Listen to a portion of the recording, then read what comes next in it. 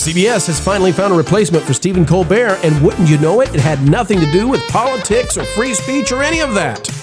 The Late Show going away, but comedy is here to stay at 11:35 on CBS. Next up, we'll tell you, who is that masked man replacing Crazy Colbert?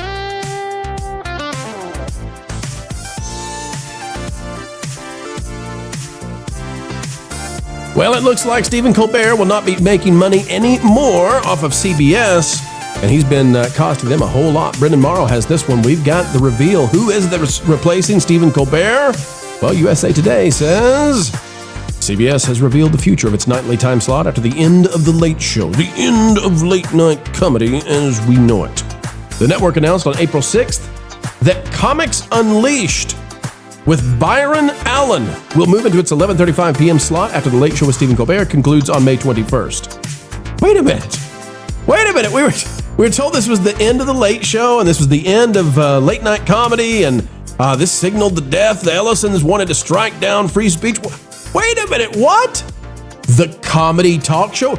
I don't know if 1 + 1 = 2, 2 + 2 = 4. Yeah, I think this looks a lot like late-night comedy still. Mm-hmm. Follow me along here, folks. It's a comedy talk show which happens at 11:35 p.m. You know what? Give me a paragraph and I'm going to come back to that. Hang tight. The comedy talk show, which premiered in syndication in 2006, is hosted by Byron Allen and features a rotating panel of comedians performing their material. It currently airs on CBS immediately after The Late Show. Starting May 22nd, CBS will air back-to-back half-hour episodes of Comics Unleashed. Monday through Friday, the network said this will be followed by back-to-back episodes of the comedy game show Funny You Should Ask, which is also produced by Allen in the 12:37 a.m. time slot. Now, what this means is that Mr. Funny Man, without a funny bone, Stephen Colbert, he's been kicked out of his home, no more at CBS, but comedy continues in his time slot. Boys and girls, I think they just needed to reduce the losses. Colbert cost them so much money, and the reports were that he was losing something like $40 to $60 million per year for the network. They're just finding a guy who's not going to cost them that much money. That's all this is. It's much to do about nothing, because Colbert was making him nothing, and he's been given the pink slip as a result. Do you realize that Byron Allen has been doing comedy since 1993 in this format? He created his empire based on this kind of thing. And so, like, I feel like this is like his niche, and he understands it. It's what he built, again, his empire upon. If you don't realize how big Byron Allen is, he's huge.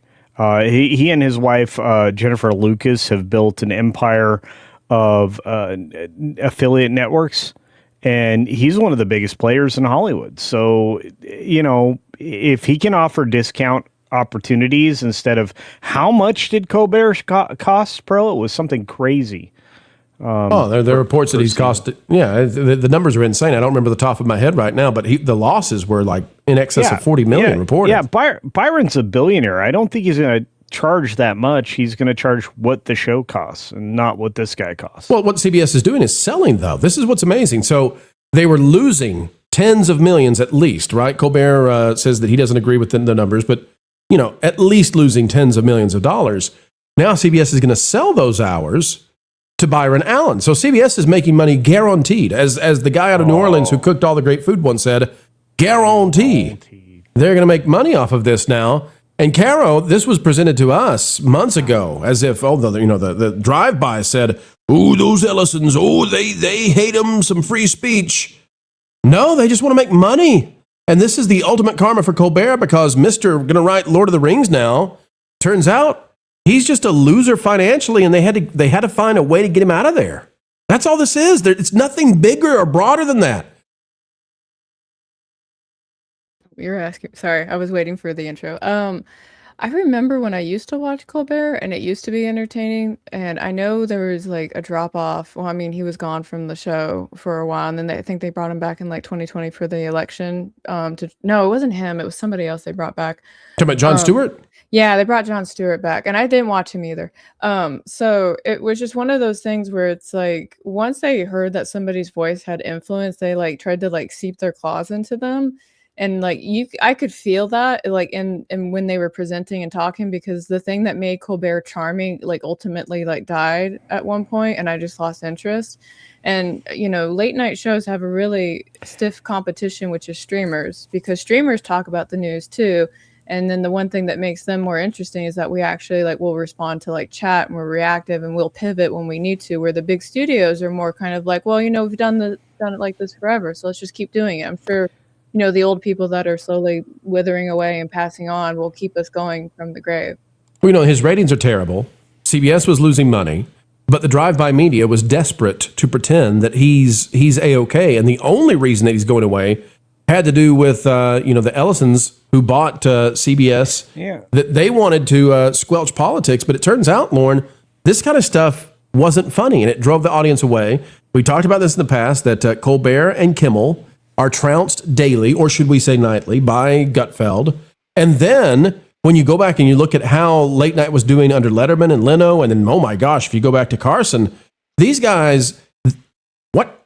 Lauren disappeared on us. He can't hear you. I'll go to culture instead. Culture, when we look at the ratings here, Colbert is getting trounced. He's getting like one-tenth of what Johnny Carson once had. Well, all this shows to me is that no matter how much you prop something up, you can't make it popular. And you elucidated very clearly, for everyone, just how like not funny he is. Nobody finds his brand of humor funny. They did when he was, vamping on the conservative side of the equation.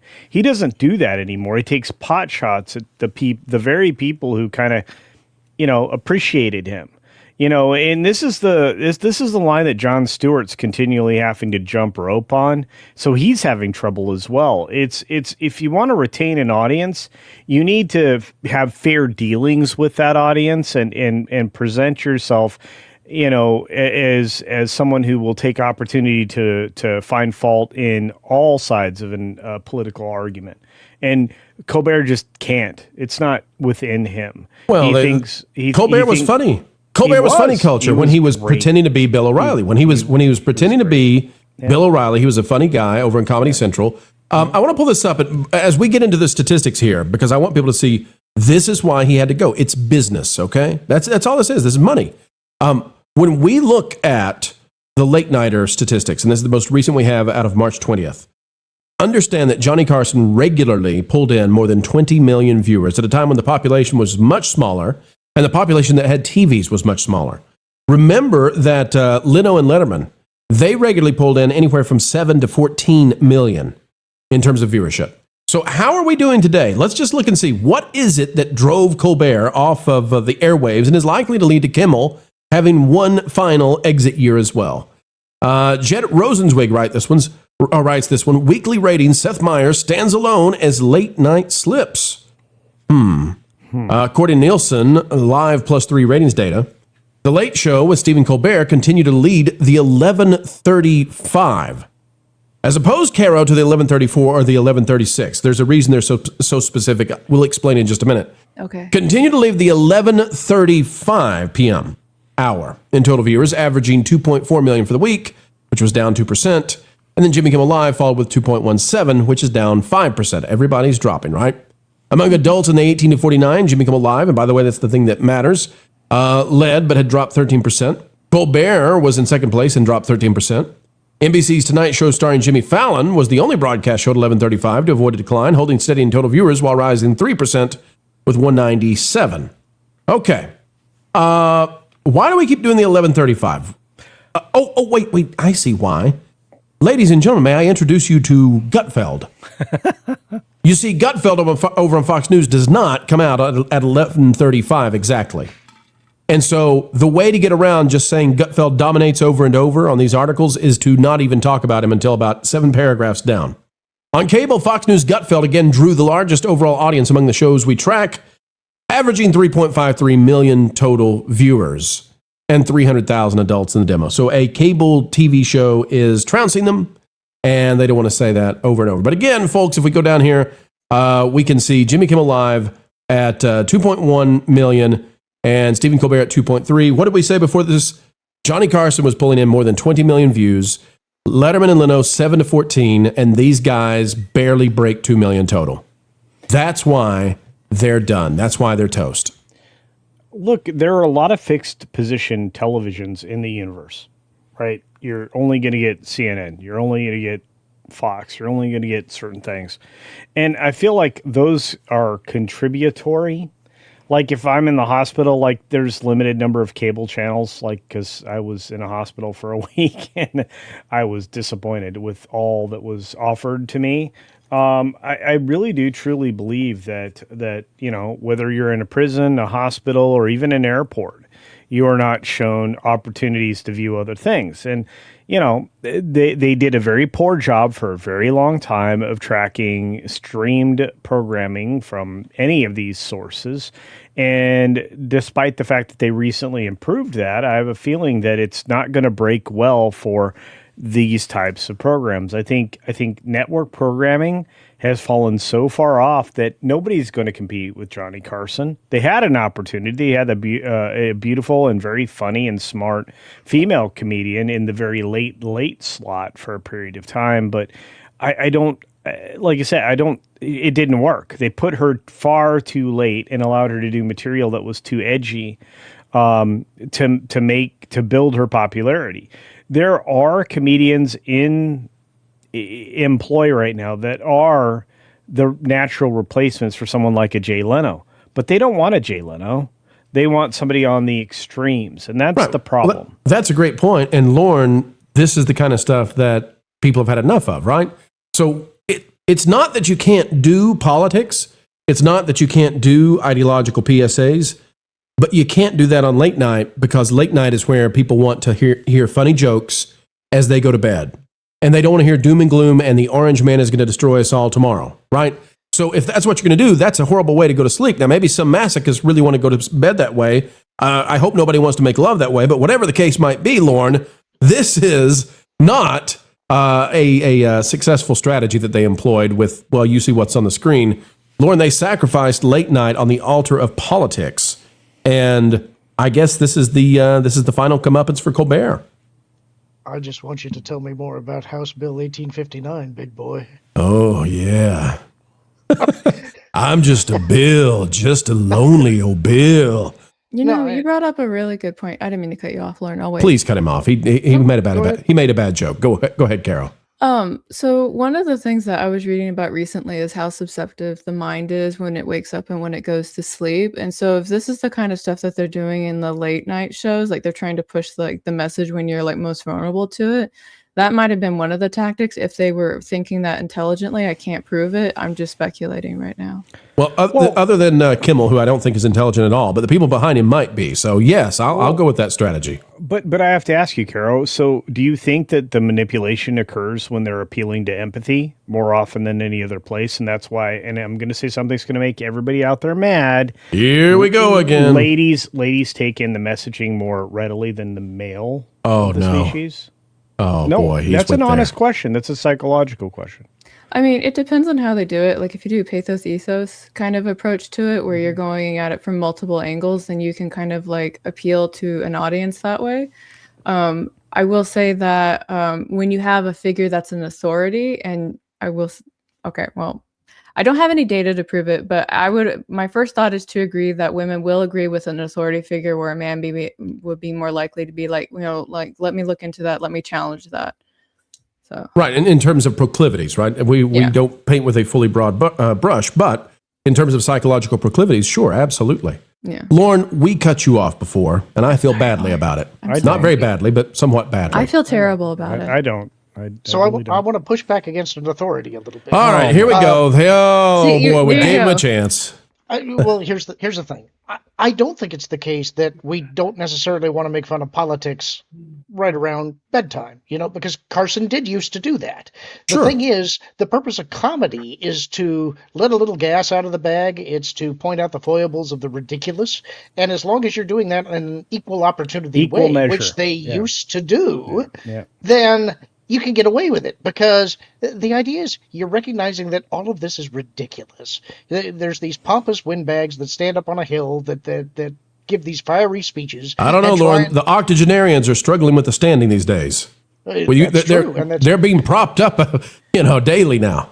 But that's the point of the court jester, is that you have somebody there to point out the deficiencies of the king, and he's the one person that can do it because that's his rule. He is the person that can say to the king what nobody else can, because he makes the king laugh. And that's a valuable role in society that for some reason we've decided that all of these people are sacrosanct. And that's gone for society as a whole as well. It's why comedians started playing it safe. They started worrying about offending their audience. And thus... Is this your favorite picture? I love this picture. There's nothing better to show what happened to late night. I mean, geez Louise. I mean, we went from being funny to, hey, government, tell me what should I say right now? Can we put some people in giant costumes to do what the government tells us? Anyway, it's crazy. The only thing missing from this is Mitch McConnell. The turtle. What do you want with the turtle? Well, no, just talking about octogenarians and all. Oh, okay. Yeah. Leave the turtle alone, okay? I'm not even sure the turtle knows where he is now, okay? Probably because he's watching too much late night. Folks, if you're watching late night, though, Byron Allen is on the way to bring the funnies.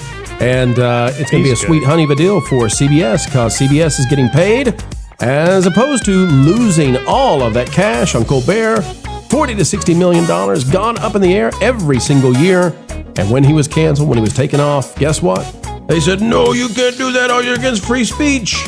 But comedy will continue in the 11:35 and 27 second slot. How about that? Hey, Floral, guess what? You put a fork in Pro's microwave again.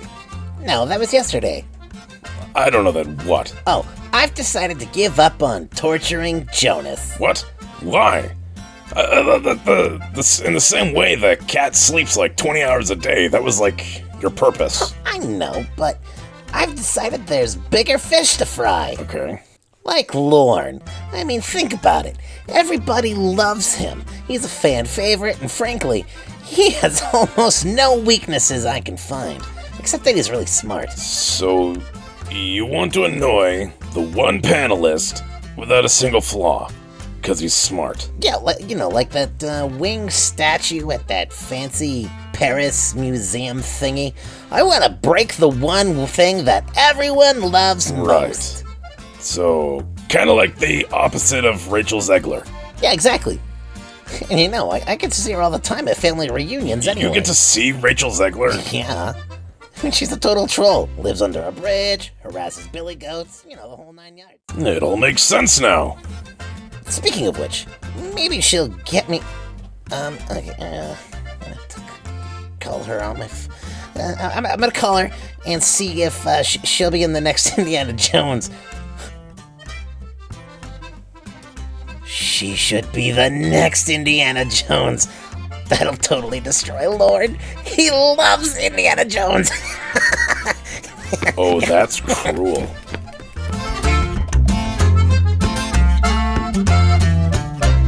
Hey, Rach.